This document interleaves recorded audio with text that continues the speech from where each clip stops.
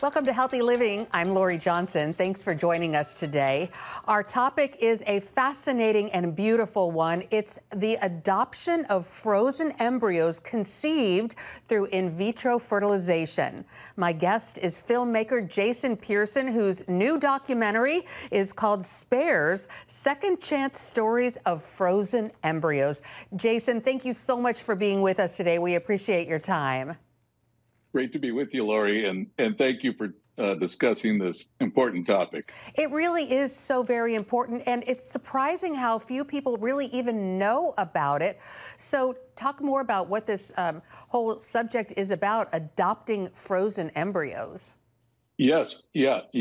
I chose this topic to do a documentary on because it was something personal to my wife and I. We went through IVF years ago, and kind of exploring this topic, there was so much more that we didn't know that we learned through this process and going through IVF.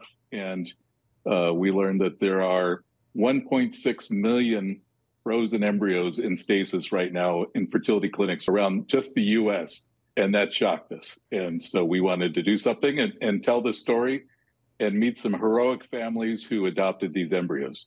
So you actually follow 4 couples in the documentary. Can you talk a little bit about them? Sure. Before I started this project, I just prayed, Lord, this is your story. Bring me some people to tell your story well. And he provided these 4 amazing couples that tell these inspired stories, where our first couple is a couple out of Orange County, and they introduce us to their 5-year-old daughter. Because this couple has a genetic mutation on the same gene, their daughter had a disability. And so when they looked to continue their family, this raised a whole bunch of issues that we explore in the documentary. And they really go about it in a fascinating way, in a Lord-honoring way. And then we met several other couples who were in this process as well. We met a couple out of Austin, Texas, Tara and Travis. And Tara and Travis have 3 kids through IVF, and they were planning to use all their embryos, and through some medical reasons, they weren't able to. So they were struggling with, okay, what do we do with these? We believe these are life. And through that process, the doctor told them you can do 3 things. The first thing you can do is you can destroy them. And that happens to a lot of embryos. And they said the second thing is donate them to science. But then they destroy those embryos after 14 days of testing. And then the third thing was to put them up for adoption. And they said, we treat these embryos like we treat our own kids. We're going to do that. And so they tell this incredible story, incredibly hard process, but very redemptive in the end. Wow. As a reporter who is always looking for someone to interview, I'm surprised. And as you say, the Lord led you to these people. I'm surprised that some people were able to go on camera and talk about such a personal, private thing like this. How hard was that to find these people? We worked with a couple agencies, and we worked with one called Nightlight Christian Adoption. They are also known as snowflakes. And snowflake is when an embryo gets adopted. People call them a snowflake, and they're unique and original. And these couples, they were authentic. They shared their struggles. They shared their joys. And 1 out of 7 couples go through some infertility. And so this is an incredible, painful thing. And everybody is looking for options and options that honor the Lord.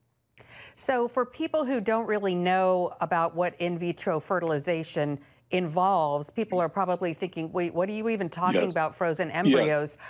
When a couple is experiencing infertility and they go through in vitro fertilization, they actually make a lot of embryos. So these are actual human beings.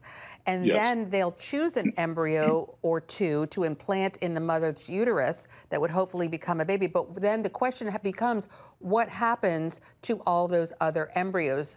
So this is the dilemma. And a lot of people who go through IVF don't realize that they are going to have actual children in cold storage indefinitely, correct?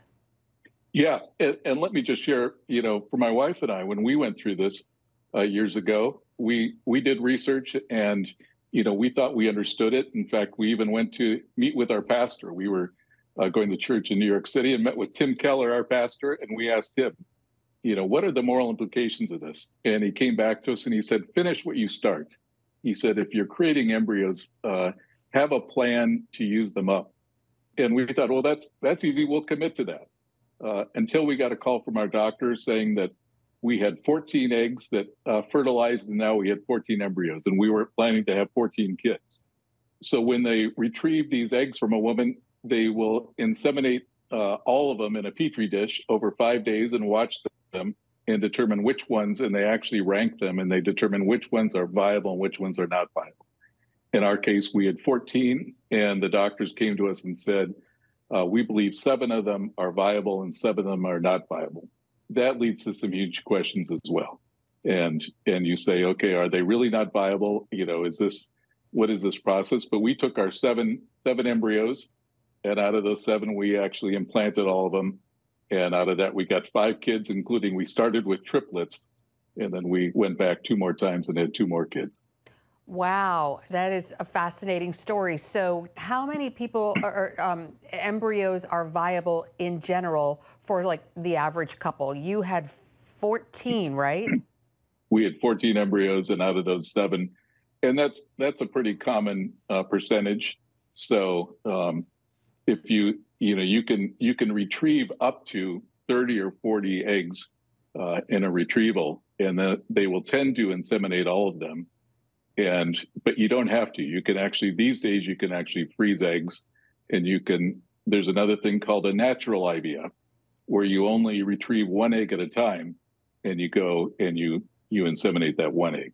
It's about half of them, can be very common that aren't viable. And when people say these eggs are not viable, that's another sort of controversial thing. What does that mean exactly? Yeah, so they rate them. In our case, they rated them A, B, and C. And so they told us we have 1A embryo, 1B embryo, and 5 C embryos. And they said the others are misshapen or we don't believe are going to be viable. And so that's a huge question. Do these doctors share the same worldview and same viewpoint that we do about life? And so, but we trusted them in our case, and a lot of people will use their embryos, and then if you've got extra, then they freeze those, and that's where we get the 1.6 million. Well, there are so many people who just now figuring out that there are so many actual embryos frozen today, and the question is what to do with them. And it's just it's a huge moral situation. I really commend you for tackling it, because this is something that people are just now beginning to talk about, especially in Christian circles, correct? Yeah. I mean, it was this June that the Southern Baptists wrote a resolution to oppose IVF, but they actually wrote in the resolution that embryo adoption is one of those ways to reverse this and to rescue some of these. We had one of the women in our documentary. She said, these are little lives in frozen orphanages just waiting to be adopted. And we look at the Catholic Church, and the Catholic Church has opposed IVF, but they've said, this is an act of charity. If you adopt an embryo, you're saving a child. Absolutely. Well, we're going to take a break and be right back with documentary filmmaker Jason Peterson. The movie is called Spares, Second Chance Stories of Frozen Embryos. Stay with us. Welcome back to Healthy Living. We are discussing Spares, Second Chance Stories of Frozen Embryos, the documentary made by Jason Peterson. And this is a fascinating subject. We're talking about, I loved how you phrased it, Jason, where you said these are frozen orphanages, 1.6 million embryos that are in cold storage. These are sort of extra embryos that were sort of made for IVF and never used.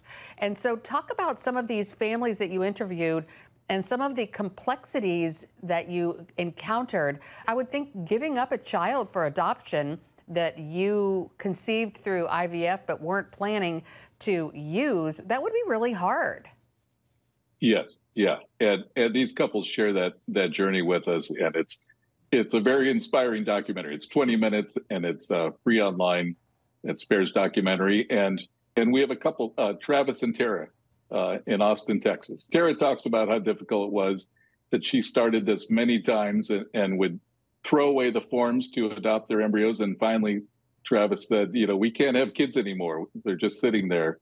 And he said, I value these embryos as if they were my own kids. And through their process, they say, we didn't just donate embryos, but we actually gained a family. And so they share that story. And it's pretty incredible to hear some of these heartwarming stories about how when, you think this is something so sad that maybe, what's going to happen to these embryos. And then there's a ray of hope. Do you find very many couples are willing to do this, to put their frozen embryos up for adoption? They say about 1 in 10 embryos are available for adoption. And, I pray that number increases. And your viewers, I hope that if they know somebody, that they would share this documentary and if they could see that there is a very positive portion of this. And what's really unique, other than other adoptions, is the family who's giving away the embryos gets to choose who they donate them to. So they can find a family that shares their own, personal faith beliefs. They can really choose and see, okay, here's a couple that we think would be terrific for adopting our embryos. And a lot of couples will go through a home study before they're, authorized to adopt. So there's a great process in place, and there's some great ministries that are doing this. Then on the other side of the coin, the couples who want to adopt frozen embryos. Talk about what type of a person would do something like that. What type of a couple would want to do something like that? Yeah. So a couple in our documentary, Paige and Caleb, they had a child before, and because of a genetic mutation between the two of them, which was a 1 in a million thing, they said, for us to have another child, there's a 25% chance that we'll have another child with a disability. Doctors said, well, if that happens, you can abort that child. Or if you do IVF, you can test that child after that embryo after 5 days. And if it has, a disease like Down syndrome, you could destroy that. And they said, we're not going to do that. We believe that these are lives. And so they said the alternative for them was to do a physical adoption. They said to get a baby, there's about a waiting list of about 35 couples for every baby that's adopted in this country. And so they said embryo adoption became the perfect thing for them. So just a couple weeks ago, a family chose them to give their embryos to, and now they're in the process of doing that. So in general, they would take the frozen embryo and implant in the woman's uterus, right? That's how it would work in general, if she's healthy enough to do that. Yes. And so when you adopt an embryo, you adopt all of them.